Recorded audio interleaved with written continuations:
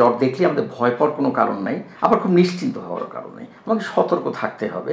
জ্বর আসলেই সঙ্গে সঙ্গে আমরা করবো কি, জ্বরটা মাপবো, জ্বরের প্যাটার্নটা নোট করব, এবং উইথ ডিউ আমরা ডাক্তারের কাছে যখন হিস্ট্রিটা দিব, আমরা যখন সঠিকভাবে বলতে পারি যে এত তারিখে এই কটার সময় এত জ্বর এসছে, তাহলে হবে কি ডাক্তারকে ধারণা নিতে পারবে জ্বর কত আগে থেকে হচ্ছে।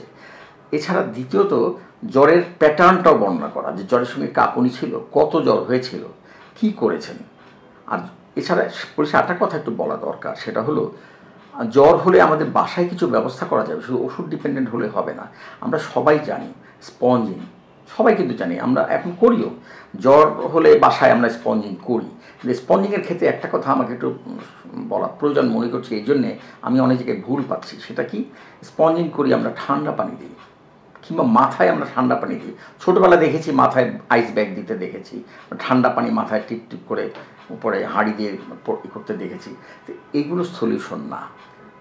জ্বর আমরা যে স্পঞ্জিং করব সেটা অবশ্যই অবশ্যই অবশ্যই কুসুম গরম পানি দিয়ে করতে হবে, ঠান্ডা পানি না, কুসুম গরম পানি দিয়ে।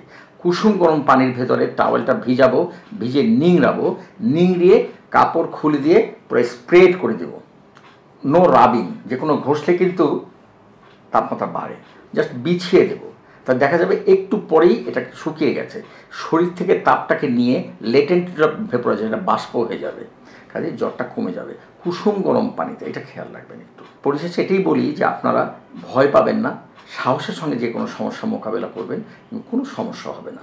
ডাক্তাররা বা আমরা কিন্তু আছি, আশেপাশেই আছি আপনাদের।